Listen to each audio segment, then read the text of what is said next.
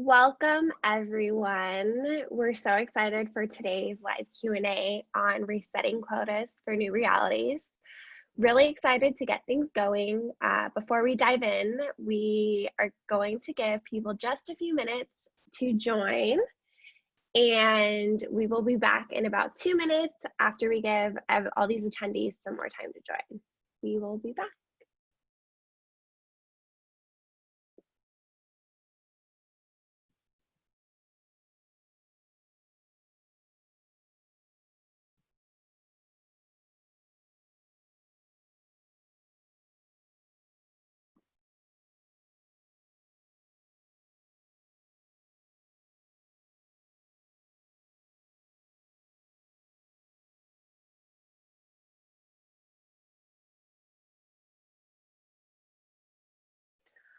Welcome everyone to today's live Q&A on resetting quotas for new realities. If you're just joining, we have a poll going on right now. Would love for attendees to vote just about where you're at in the process. I think this is something everyone's struggling with right now, hence the excitement for this event. But we're just going to give people another minute or two to join, and we will be back and ready to go.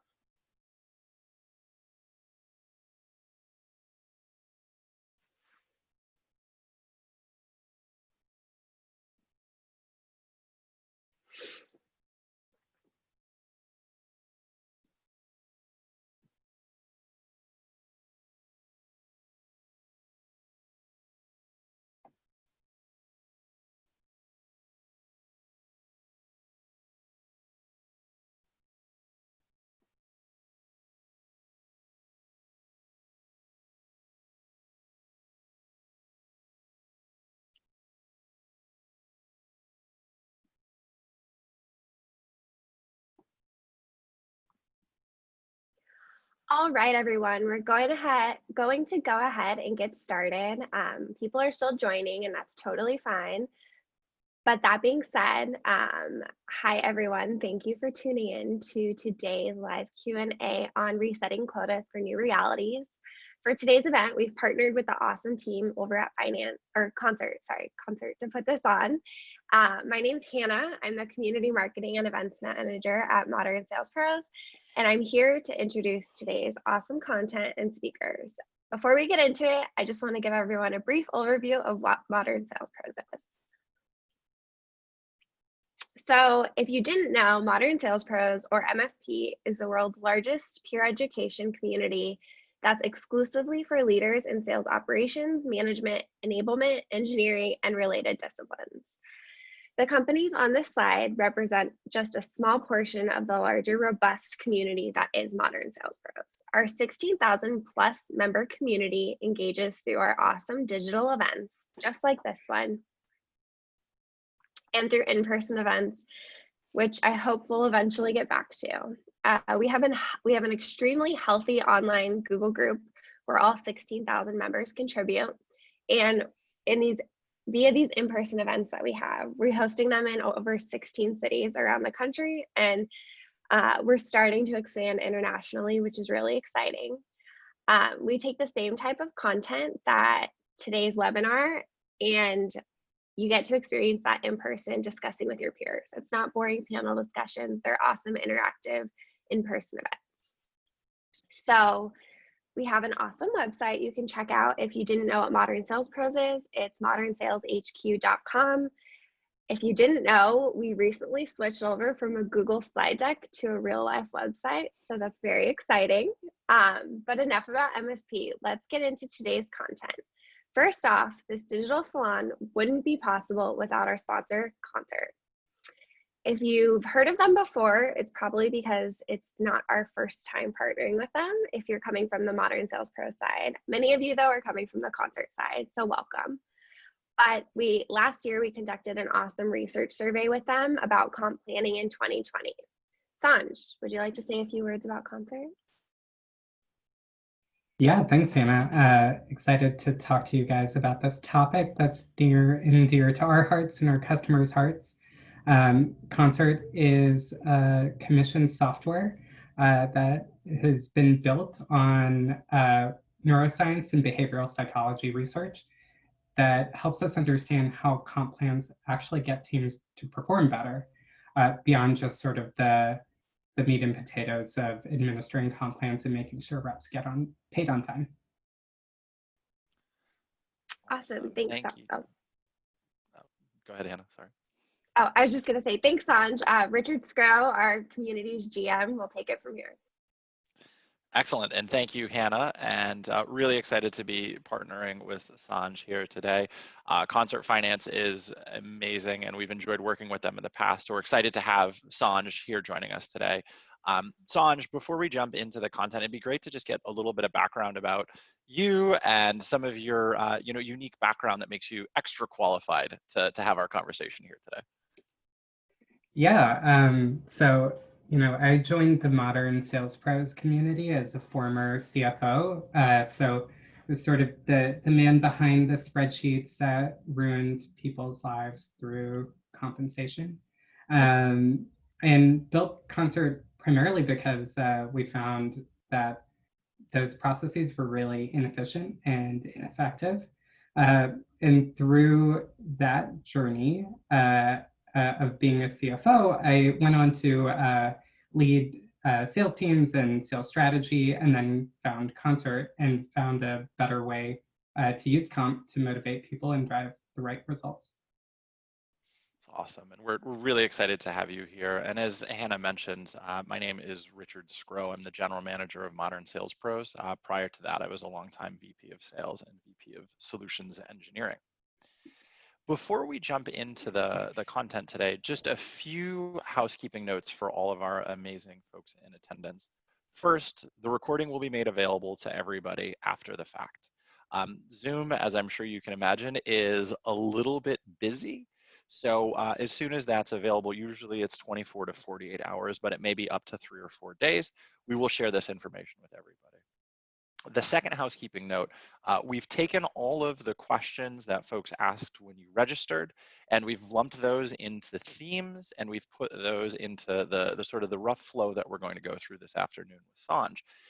Please do take a moment and use the Q&A panel to submit any other questions that you may have, and we'll slot those in where appropriate throughout.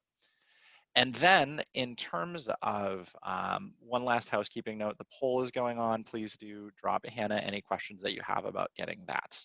So with that, Sanj, you ready to jump in? Let's do it.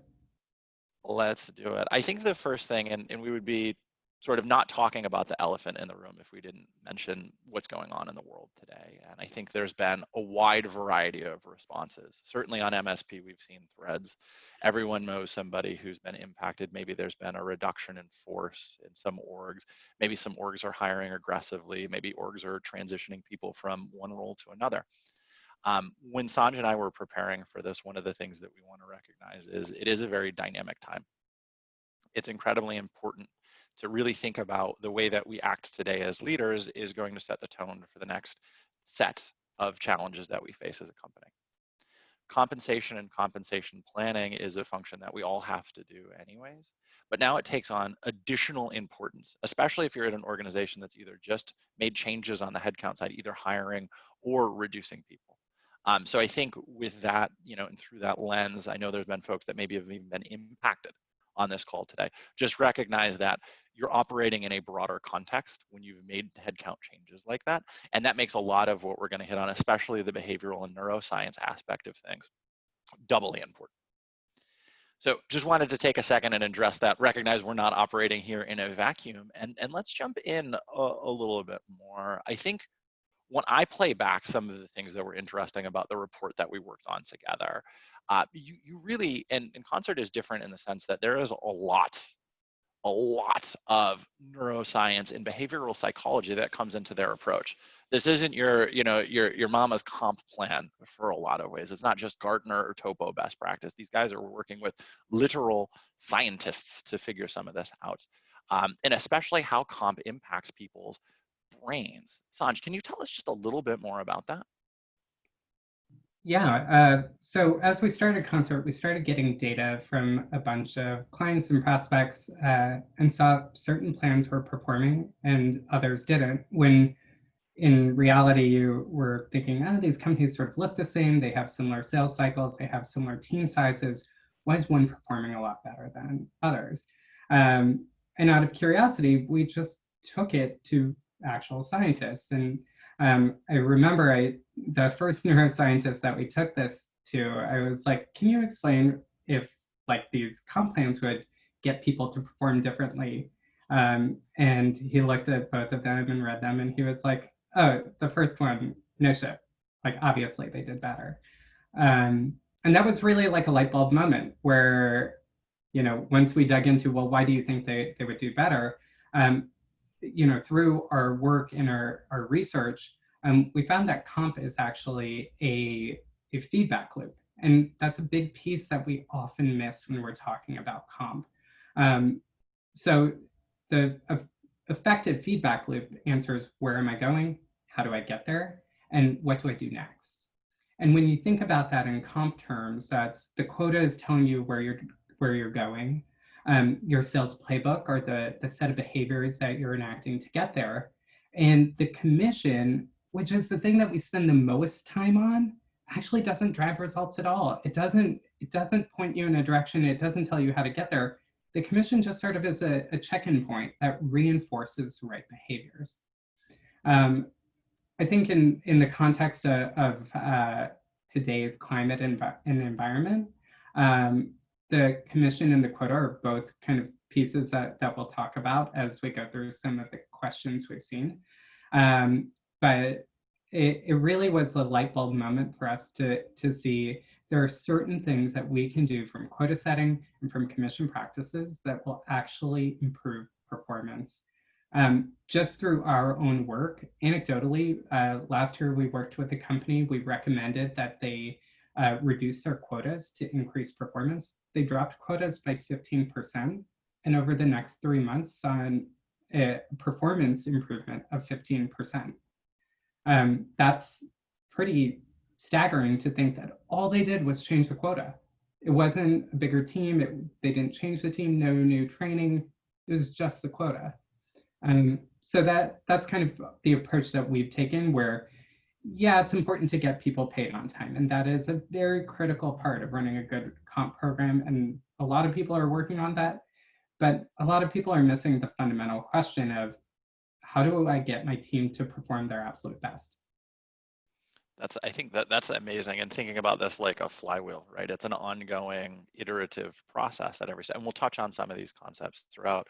But Sanj, I mean, are folks, are our brains wired a little bit differently, today than maybe they were on Valentine's Day or on January 1st? Has this current changed the way that we should think about these challenges? Yeah, so we've worked with our experts to understand like what's actually happening to people. And I think the first thing to know is the generally accepted definition of uncertainty at the individual level. It is through 3 pillars. Probability, so how likely are we to experience an outcome? Ambiguity of when or how will we know that the outcome is achieved, or if we're even looking at the right outcomes? And complexity, so how many dependencies are there that could potentially impact an outcome? And a lot of people today will find that they don't quite understand the probability of how coronavirus or this quarantine will impact them personally. There's a lot of ambiguity about whether they should be concerned about kind of the personal ramifications of the virus versus the professional ramifications. And then there are tons of dependencies. I think every day, part of what is stressful about this and what our team talks about is we stay up till 1 o'clock trying to figure out, are we worried about the right things? There's so many dependencies from kind of the weather to the response to travel patterns.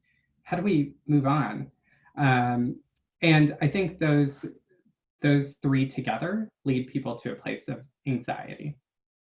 And the anxiety is really the thing that has put a lot of people's performance into sort of paralysis mode. Yeah, I think one of the best comments that we've seen on this, and Sanj, I know you've mentioned this in the past. We're not really moving to work from home. It's not just our teams are all now remote. We're also learning how to manage through crisis, and it's a very, very real. There's a psychological impact. There's a personal impact. There's a lot of parts to it. But let's jump in and let's talk a little bit about this. So, theme one, lots of questions that came in around this. No surprise, but I mean, when do I get started here? When should I, change quotas and comp plans? And I think the first way to think about this is, how do I know if it's time to change my comp plans and quotas? Where do I start? Yeah, so kind of in normal times, if you think about when you're changing or thinking about changing comp plans and quotas, is if you're finding a large percentage of your team is not hitting quota or not making kind of the expected amount of money that they were making. A lot of companies would just qualify based on that criteria right now. When you layer on sort of that macro anxiety that we were talking about, reps are worried about kind of more existential things. Am I and my family and my friends going to be okay at the end of this? How long will I have a job? What are my current goals? We know that company goals are changing. So what are my real goals and what happens if I hit them or miss them? I think part of the need to change right now is people's macro anxiety, again, has put them in that paralysis. So to jumpstart that paralysis, you need to give the impression of making progress towards something meaningful. So I think by changing quotas and comp plans, we're actually able to keep reps motivated because we're touching on the points of meaningful work. I think that's great. And does that change for different business models or quota structures? So if I'm on an annual quota at a SaaS business versus something that's maybe consumption and a little bit more of a self-serve model, are there differences in how you approach that? I think it boils down to a lot of the same metrics. Are people hitting their targets, or are they falling short? Are they really far from hitting those targets? If you asked me to go out and run a 5-minute mile, I could not do that. So I probably would be like, I'm cool. I'm just going to stay here. People tend to be wired to perform to hit goals. And you see that in marathon times. So we often talk about, the study done across marathons where the most common marathon finish time is 3:59. It's not 4 hours. And it's not 4 hours because someone sees a person running with 4-hour sign in front of them, and they're just like, well, if I run a little faster, maybe I can beat them. When you're wired to hit goals, that feels really good. It makes a lot of progress, and that kind of mandates that you change quotas regardless of what business model you're necessarily in. Interesting. I think that's a great point. And back to what we had talked about at the intro, this is super important to be deliberate now. One of the questions that came in a lot, how do you balance the need to really set these attainable goals, set achievable goals, while also recognizing the macro context of my business may have changed, right? Or I may not be able to dole out top dollar for high performance. How do I weigh kind of those elements? Yeah, so the elements of and I think we'll talk about kind of the tactics behind forecasting a bit more. But if you're looking at your performance shrinking, just because you put a number on a spreadsheet doesn't mean it's necessarily achievable. If someone is trying to attain a quota that is one deal away from where they are or one demo away from where they are, their behavior will be very different than someone who is 20 deals away from a target. And that is kind of the thing that you're trying to balance. Marginally, can we do better with what we already have? And I think on that, there's some questions that came in around should I make some big changes to my quota? Should I make some big changes to the way I'm rewarding my team? And there's a lot of different methods out here, and we talked about this. Should I just go to a base pay model and adjust the OTE? Should I pay a draw? If I do a draw, should it be recoverable? And how do you see those different levers being used? And then there's a few questions that I'll follow on to that with. Yeah, so going back to sort of that wheel we talked about, the feedback loop, your commission piece is a piece that reinforces behavior and also is the piece that kind of builds culture. So if you have teams that are really concerned about money right now, and that can be to maintain whatever lifestyle they were used to, because no one is looking to diminish their lifestyle, then yeah, in reality, paying out some sort of guarantee or draw makes a lot of sense. And we see a lot of our customers doing that or considering doing that because the activity numbers might not be possible right now. Some of the folks that we've heard about that sort of struggled the most from this is SDRs. They kind of make the least in the company. They typically have pretty highly levered plans that are based on performance. And if your inbound volume dropped by 50%, what does that team do? So in terms of how do you pay out some sort of guarantee or draw, that would be dependent on the percent of variable at stake. Our recommendation is, instead of trying to individualize it, so say, Richard, you always hit 80% of your target, so we'll pay you 80% of your variable, and I only hit, say, 50%, so we'll pay me 50%. That typically doesn't work well, and there might be labor law implications of that. So kind of find a level that you think should be okay for most of your team, and choose that across the entire team. And then I was going to say, Sanj, just on your point, right, and make sure you're capturing the data to assess the impact on performance. This is a super dynamic world. Like we're changing here very quickly. So I think it's super important. Right, and I think the other thing to note is related to that. Changing base pay is probably one of the most complex things to do and to unwind later on. So we recommend that you do everything but changing base pay. And then on the topic of draws, we recommend a non-recoverable draw. There are two types of draws that people talk about, and they might use them interchangeably. A non-recoverable draw is basically like a flat payment guarantee that will minimally make this floor amount, and anything above that amount you will get paid out. A recoverable draw is you will be able to will take this money out of future performance, and that's probably the more problematic piece, where in today's environment, where you don't know what 2 weeks from now is going to look like, let alone 3 weeks from now, let alone 3 months from now, it's really hard to kind of agree to that. And we had a question that actually came in, and this is right on topic here, from Christopher Cheeseman. How do you set a quota, Sanj, if there's no precedent or data to understand what's expected, right? So for teams that maybe aren't going down that draw path, they want to maintain a quota. How would you even approach setting it in this world? Yeah.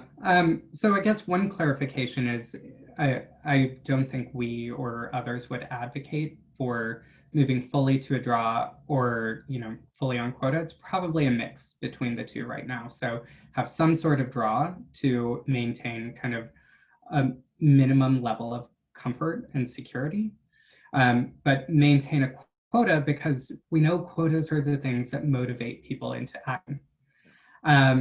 When we don't work off of a lot of great historical data, use the most recent data that you have. So kind of a parallel in most financial models, you're building off of growing months, right? And you might choose the last 12 months as the growth rate to apply to the next 12 months. You're choosing the last 12 months because those are relevant time periods and relevant data points. Right now, I think a lot of companies who specifically have been impacted by the current climate have a narrower window. So your relevant data points might just be the last 2 weeks. And that, to your point, Richard, it means people need to capture more granular data to set the right quotas. And I think on that point too, this is a discussion we see a lot on MSP. In anything that's about data drivenness, don't make it a one-off. You're going to need to revise your comp plans probably a few times to get through this, and then again once we're on the other side. Having good data is only ever going to serve you very, very well. One last question here, Sanj, and then we're going to move on to sort of how do we think about this in the cost context. But one last question here: who's involved in making this decision? I think it's easy to talk about quotas and abstraction, but what are the best orgs that you're working with doing, and who's in that working group to start to solve this problem? Yeah. So what we found from the comp planning survey going into the beginning of this year was that the companies with the highest performing comp plans usually had involvement from sales leadership, sales ops, the executive committee, finance, and HR. Those people all definitely still need to be in the room. I think what you'll find when you're changing comp plans in a more dynamic environment like now is you'll probably lean on both HR and finance a little bit more. HR is really important to make sure that whatever you're doing from a comp perspective fits in culturally with all the other things going on. So, Rich, you mentioned we're hearing all these stories of reduction in forces. Saying like, oh, and by the way, we're going to pay all the sales reps 100% guarantee over the next 3 months. That would be really disconnected with the message that you're sending. And I think the HR team is the right team to help harmonize those. And finance, again, we'll talk about the cost side a little bit more in a second or now. But finance is really the ones who are going to help you be able to model the cost side correctly. And I think just one more point on that from Andrew T. And I know we'll get on this a little bit, but just some thoughts on communicating. I want to double emphasize what Sanj said. This isn't happening in a vacuum. This isn't quarterly planning and the sales team is getting new comp plans. There is a broader organizational context, a cultural context, and then that macro context that we're all living in. We'll spend time on communication later, but it is important, to Sanj's point, to involve and make it an interdisciplinary communication. So it's not just, oh, we just laid off everybody in marketing and we're going to give the sales team a bunch of guaranteed money. And on that point too, how do we think about this? Now we've talked about the planning perspective and the quotas. How do we think about this from like a cost or cost of acquisition? And what are the best ways to push back, Sanj, being a former CFO, on like this is too expensive. We can't afford to do this. We know, and we've seen it, CEOs that are clinging to like, no, we're going to hit 5 million this quarter because we did 5 million in Q2 last year and we have to do better. Where do we start? Yeah, I mean, I guess like the first thing I would expect if you're approaching a CFO is they will say no. My nickname was CF No. But like aside from people just expecting that like the first thing you're going to get is pushback, is I think there are two things to remember. First, that original forecast was never going to happen. No one hits their number exactly on the bullet point. There was always some probability of a range of outcomes. So kind of in really stressful times where we sort of romanticize like, well, the other forecast, if only that happened, it was never going to happen. So I think that's one thing to acknowledge. Like the old forecast was just a number, and because it was a number on a spreadsheet, it didn't make it more likely to happen. Certainly with these new realities, you're seeing that those forecasts are really more, they're kind of becoming more important in dictating the strategy of the organization. And what we've seen is that people are really focused on kind of one point forecast. So, what is going to happen if leads drop by this percentage and conversion rates drop by this percentage and sales cycle increases by this percentage and we have this percent pricing? I don't think anyone knows like that level of precision about kind of what's going to happen in the world, and certainly like, what's going to happen in the next month even. Slightly better than that, we see people do high, medium, and low forecasts. But what would be even better is if your team is running sort of thousands of scenarios that are randomized, that are impacting like, hey, we don't know what's going to happen to inbound lead volume. We don't know what's going to happen to demos. We don't know what's going to happen to sales cycle, and model that whole range of outcomes. So you can use a statistical modeling tool in Excel called the Monte Carlo analysis. You guys can Google it, or we can send more materials later on it. That will let you run thousands of scenarios of what could potentially happen to the company.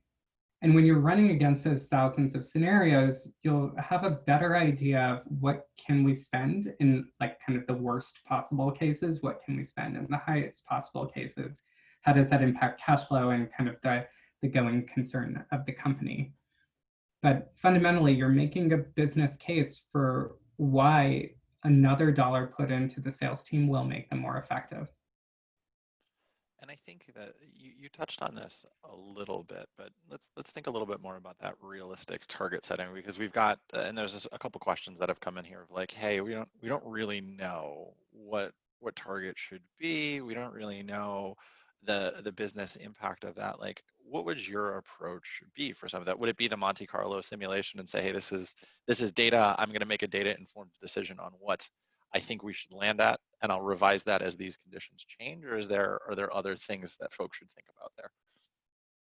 Yeah, I think you're trying to use the best information you have. So my kind of role previous to this, I was head of sales strategy for a company based in Kenya, and we had about 20 sellers, and we were facing an election.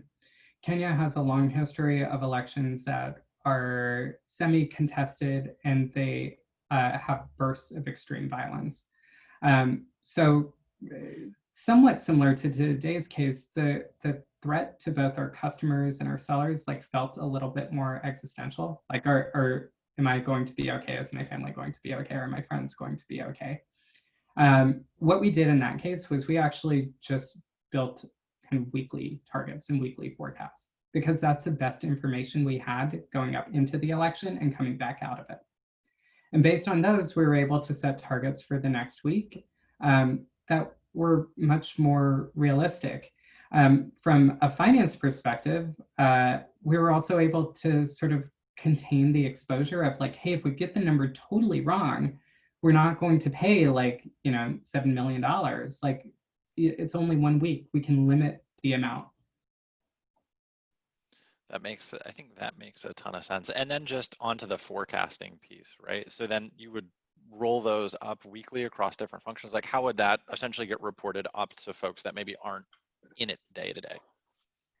Yeah, so on the forecasting piece, this does put a lot of pressure, I think, on data collection. And, I guess one real tip that I would say is if you're finding lower lead volume, move someone onto data, collect more data, make sure it's really accurate, make sure it's really actionable, and make sure someone's looking for bright spots in your data.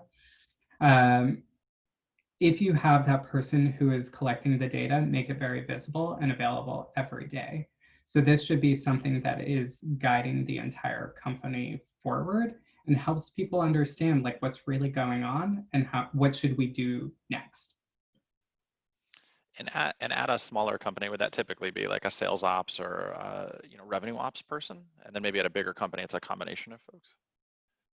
Yeah, so in my previous role, we repurposed an SDR to do it. I think that could be a sales ops person, a finance analyst, anyone who understands data quality and data hygiene or can be trained on it, and who has like some Excel skills or some kind of communication skills.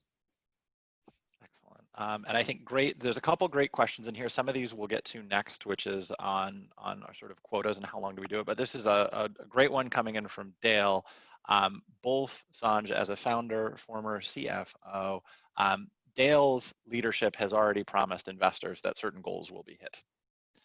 How does Dale help them recognize that the goals are unrealistic and convince them to make some adjustments? Yeah, so I can tell you the way that we've done it at Concert is we, a week into this, showed leading indicators of what was changing. We're like, here are the 3 weird things that we saw happen in our pipeline. Based on that, we don't think that we're going to hit the original number we signed up for. But here's what we're doing. Here's how we're investing in it. Here's how we're going to test it out. I think as long as you're not going in with a number that is just projecting out the full year and has like kind of no anchor in real data, that's where I think investors really push back against those types of forecasts. If it's anchored in data and you're saying based on if this trend were to hold, this is what would happen, that is like a point solution or a point forecast that might be relevant to share. Yeah, I think that's a great point, and we've seen this variations of this conversation come up across the modern communities, and leading with data and being transparent about this is based on this data. Here's the action that we're going to take. Feels like a consensus, solid approach, at least at this time. Right. Your business as usual metrics have all changed. So just plug those into your model and you'll be able to show people like, well, if this holds, this is what happens. We know that this probably won't hold, but once we get past like the existential part of this crisis and move into what looks like it will be a recession, then we have a whole different set of challenges to worry about.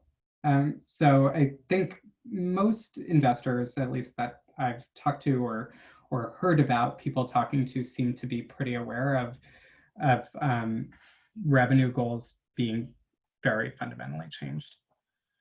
Yeah, and I think that actually goes nicely into our third theme here, and I'll actually start this off with a question that came in from Anil about quotas. And if you reset quotas, how long do you do it? How do you set the expectation that it's temporary? It seems like that could be a little bit of a slippery slope. Like how do you help folks, time box this in some way, shape, or form? And what's the right way to think about the time boxing as a follow-on? Yeah, so back to sort of the more foundational psychology things that we were talking about, your team is concerned about probability of their outcomes, the ambiguity of when they know like they're going to be, what time period they're going to be measured on, and how they're going to be measured. Like that all touches upon that question. So what I did in a previous role was I set the weekly forecast. There were weekly quotas and weekly targets. And if those were totally wrong, we changed them the next week. But I think what you need to really do with your teams to make that successful is acknowledge the uncertainty that we're living in. So we are currently like in a really unprecedented situation. If I give you a target for a month, it's not going to be meaningful for sure. So why would we even do it? And now you're going to know if you're making progress or not in a more meaningful way.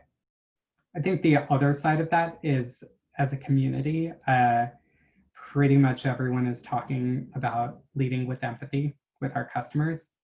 By acknowledging the situation, by changing your quotas, and by saying they will probably change again because we'll have better data to work with, you're role modeling that empathy with your own team. Yeah, and that comes back to the communication point, and we'll talk on that a little bit more next. But just that recognizing there's a broader context. We're not just changing compensation in a vacuum just for the sales folks. Now, an interesting question on this sort of the quotas piece. What if we don't run a quota-based organization? What if we have sort of a minimum performance standard and maybe uncapped commission, which some orgs do? Yeah, so I think there are a few things in that. The first is quotas are really valuable. We know that goals are the things that motivate people. So without setting a goal for someone, how do they know they're doing a good job? How do they know that they're making meaningful progress? It goes back to that idea of people finish marathons faster than 4 hours because someone's running with a 4-hour sign. So they do things differently. They work harder than they might have. They kind of find a new skill that they didn't know that they had because of these goals. The second piece that I would say kind of fits into the same idea of sort of minimum performance, that in a way is a quota, and that might need to be revisited as well, because that minimum performance might not actually be appropriate for today's climate. I think that's great, and I think one of the things that's interesting on this, you mentioned redeploying, right? So we've talked about, hey, how long do I set this recoverable thing? What do I do? But if I redeploy someone, how do I think about paying for that? If I'm moving, let's say you mentioned like an SDR to more of an ops role, how do you start? Yeah, so I think it's dependent on the type of work that the person will be moving to. So if you're moving someone to a tactical role where they're sort of executing on a set playbook and finding new customers, so say that's moving SDRs or AEs to either outbound or CS roles, where the work is a little bit more prescribed and you're trying to reinforce the right behaviors, you might move them onto a ramping quota for those roles. When you're moving someone to a totally sort of non-tactical, more analytical type role, so if you're moving some of that capacity into ops or enablement, what you might do is just pay a guarantee, because really you want to take them out of the tactics that have already existed and move them onto sort of thinking more creatively. That's great, and I think it could open up a new career opportunity for some folks as well, which is exciting, especially in this time of empathy, right? Maybe folks are thinking about maybe sales isn't the right career for me. What a great opportunity for them. This is a great question coming in from Allison Bruno. Can you elaborate on the data points? What data points should we be looking at on a weekly basis to adjust quotas? And she's got certainly some examples in here, but inbound, lead flow, rep productivity, ASP, number of deals closed. Like, what are the metrics that you would look at, Assange? Yeah, or you would so recommend? I look at metrics that are sort of more customer or prospect metrics. So, I was looking at website traffic. I was looking at sort of open rates, if those changed. And based on kind of those how customers are willing to engage with your brand metrics were the ones that were a little bit more clear. There's certainly more qualitative metrics. So, we very candidly launched an outbound campaign at like literally the worst time possible, and just got like a lot of feedback from the community that now is not the time for that campaign, and we shut it down. We've never gotten like super negative feedback like that. So qualitatively, like the magnitude of response like did influence how we think about the activities that we should be doing, and what will work and what's appropriate right now. I think that's a great point, and that goes back to having empathy, right? It's not just with folks that are maybe you're making adjustments to the role or reductions in force, but it's also we're all in this at a similar time. So being mindful of that as you're outbounding as well. Right. And then I think the later stage pipeline the typical things are I think a lot of folks are seeing deals pushed because there are budget freezes or maybe their contact isn't there anymore. Other people are seeing that there's more pricing pressure or there's like pressure to have a free trial. So if you're hearing those types of things in later stage parts of your pipeline or later stages in your pipeline, then those are pretty good indications that your team is probably doing the right things, but success is going to look a little bit different. Success might not be a closed deal. And I think on that point too, I wouldn't be, the GM of Modern Sales Pros if I didn't say you want to roll those things that you're learning back late stage sales process into the discovery. That will improve your forecasting. So if you find out everyone's budgets have shifted, that's a great question to work into your discovery process. That then gives you a data point for more accurate forecasting, which helps you set more accurate quotas. We're going to move on to how to roll out these changes. And there were a lot of questions that came in on this. One that I'm actually particularly interested in, Sanj, is where do you start? You've done this so many times as part of what you've done as both a CFO and at Concert. How do I roll out these changes, knowing that some of them may be temporary? Yeah, so I think that the first step is to commit to do something. I think, overpaying people a little bit at this stage is probably not the biggest problem that you have. And don't assume that kind of the stimulus check is going to cover some of this anxiety. You want to make sure that people know that their anxiety is seen and heard, and that you're aware of it. Especially now when everyone's remote, I think it's harder for some people to have honest conversations about this over Zoom. It's harder just to observe the general stress and tone of how the team is feeling. So kind of erring on the side of generosity probably seems to be the better approach right now. And then I would just also err on the side of honesty. So no one really knows what is going to happen. We would all be much more successful if we knew exactly what would happen next week.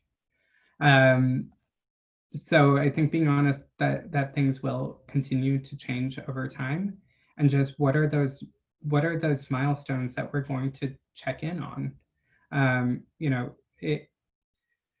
I think this time right now where we see that the government gives sort of a vague window of like, okay, well, this all might be over in 4 weeks or like 3 months. That's the kind of thing that builds more anxiety. So set a milestone of like, and we're going to check in on this again on this date.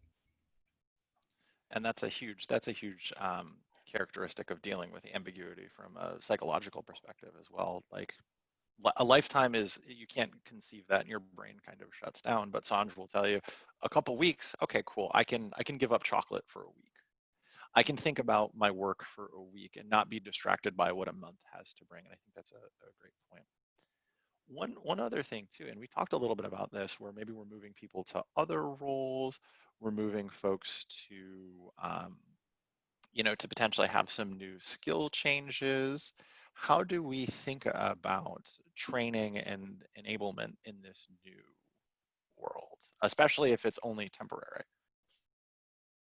Yeah, so I think that actually changes enablement's function a lot. And sort of the things that enablement might have been doing on the playbook side just have to be faster and a little bit more iterative if they're not already. And that's where you're looking through that data that you're collecting, and it might be collecting more data on customers that seem like they're a really good fit. What's the size? What vertical are they in? What region are they in? If you're not tracking all of that or reporting on that right now, look for the bright spots. Write some quick scripts to test out. Add them to Chorus or Gong if you have that, to see like what words are you hearing, and see if those are actually working. and pay for the execution of that script. So pay for, finding that right lookalike customer and executing on the value that you think other lookalike customers bought for. Yeah, and this may be stating the obvious, but it's the rain, from an external standpoint, we're all going through a lot, but there are some verticals and some industries that are doing very, very, very well in face of this pandemic. Model them to Sanjay's point and find out what you can take from them and bring into either the way that you're outbounding, the way that you're attacking your marketing mix and so on. There's an opportunity here as well, even though there is this broader sort of existential concern. Yeah, and even when you're looking at those industries, even when you're looking at those industries that look like they're doing well, I think it's important to recognize like how they're doing well. So if you look at someone like Zoom, everyone's like, whoa, Zoom is doing awesome. Like, yes, Zoom has closed a few really big enterprise customers as a result of this, but most of Zoom's traffic, I would imagine, came in kind of in like the touchless, like self-sign up, self-reg workflow. So that might not, necessarily make their sales and service team kind of busier than they were before. And I think that feedback, and back to the sort of cycle that we talked about at the beginning, right? It's each one of these pieces play off of each other. One other question as we think about matrixed organizations, how do we roll out changes if some parts of the world, so some parts of my business are impacted, or some parts of the organization has to make changes, and others are just doing their thing? How do I roll out changes in that world? Yeah. So think of the feedback loop separately for each sales motion and set of behaviors that you're trying to accomplish. And then, look carefully at the comp and the quota to see, are these appropriate for my team to stay focused and confident? And are the quotas appropriate for my team to be motivated to move forward? Are my plays appropriate to engage with the customers with the stage that they're in right now? I think that makes a ton of sense. And now, Sanj, we're going to open it up to live Q&A. Thank you, everyone who's been submitting questions. We've got a lot here. So any questions, just please use the Q&A panel. We'll field them for the next probably 8 to 10 minutes and then wrap. First question coming in here, what are your thoughts on reducing quotas now, but then moving ahead in future quarters if an organization's based on quarterly quotas? So we reduce now, but maybe make up the reduction in a later quarter. How would you think about that? Yeah, I think, again, if you're looking at the quota from a rep's perspective of, can I achieve this or not, you're solving the problem maybe today by reducing the quota today. But, the Q3 and Q4 quotas are not going to be motivating. The number in front of them might be more achievable, but you are going to have to deal with those quotas at some point. Do you win more? I guess I would think you would win more by lowering the quota today and then say, you know what, we'll figure out what to do with Q3 and Q4 once we get there and know what the world looks like a little bit more clearly. With a little bit more data in there as well. I think that's huge. Another question coming in here, and I know you hit on this a little bit, but probably worth rehashing. We talked about guarantees quite a bit at the beginning. What's the best approach to paying a guarantee? Yeah, so the best approach that we've seen is like a % of your variable OTE. So if you were supposed to make, $2,000 a month in variable comp, if you hit quota every month, now it would be, okay, your lead volume dropped by 50%, so we will just kind of take 50% off the table and guarantee that. So we'll pay $1,000. And then on this, it's a different flavor of the same question, but this is coming in from Antoine. How do you keep your top reps through this crisis, right? If I'm a top performer and I've been doing really, really well, that may have a negative impact on me. What are some things you've seen for organizations to keep their top reps really, really motivated here? Yeah, so I think the important part is to not have that upper overperformance rates go away. You know, by paying some sort of guarantee, you're not removing all targets, you're not removing all quotas, you're not removing all variable or kind of variable upside available. So leave that in place, but kind of be more realistic about how you're setting those targets. And one thing we talked about in the report, and maybe less so in this conversation, is when we think about and recommend setting quotas, you're not setting one number for people to achieve. You're sort of setting a ladder of how do you get to quota. So like achieve this number and then your rate goes up, achieve this next number, then your rate goes up, then you're at quota. And after quota, achieve this number and your rate goes up, achieve this number. So think about like creating more of a ladder, which actually will address a lot of those concerns. I think that's a great point. I think that the having the data and being honest and having the open conversation there helps as well, because there's some organizations that are approaching this massively empathic and really thinking through that context, and there's some organizations that are not. So that you can win points that way as well from a retention standpoint. Another question, this one's a little bit more specific, but this is around selling into impacted industries. This is from Colin, and the performance in March was about 50%. Over the past couple weeks, it had dropped. Should, you know, from an SDR perspective, should they think about paying them on the SDR team purely on activity for now until the performance falls back into line? Yeah, I think in this case, it's a great example of, you know, you don't just choose one of these tools, but a mixture of them. So in this case, I would recommend paying half as a guarantee for, say, the next 2 months, and then have weekly quotas on activity and see how that trends over time. Your exposure for the extra amount it might cost you is sort of limited because these are weekly quotas. And then you can move forward. And just one point, I think that's a great element to it. One point on SDRs and sort of folks that are a little bit more junior in the workforce in general. This is, and I say this because it's come up a lot on MSP. For most of us on the call today, we've been through an economic crisis, whether it was 9/11 or the Great Recession or anything like that. For folks that are a little bit more junior in the workforce, this is their first time.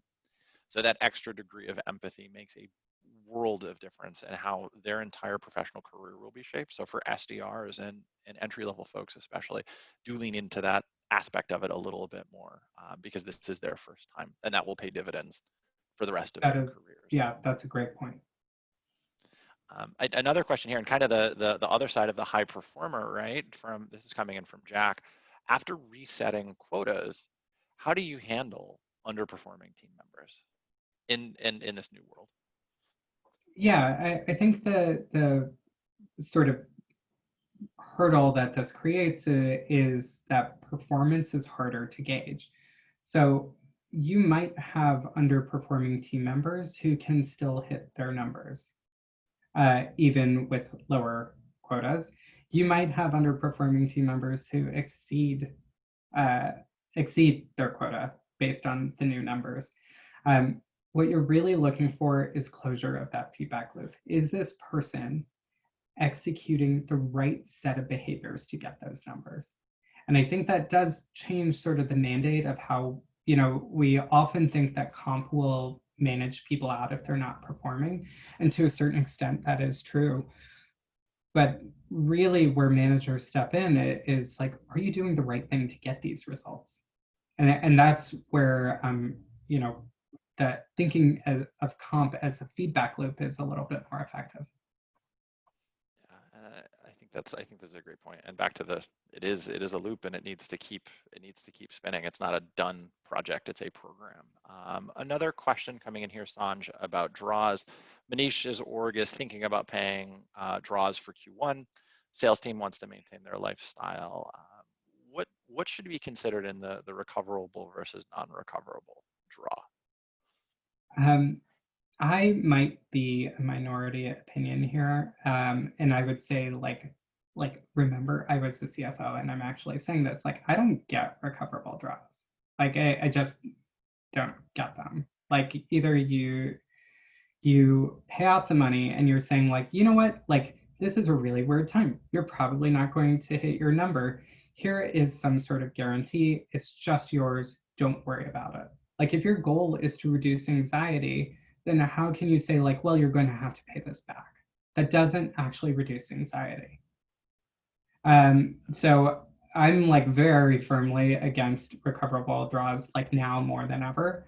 But so I'm, yeah, totally the wrong person to ask about this. Well, and I think the other way to think about this too, what's the cost of replacing an employee in this time?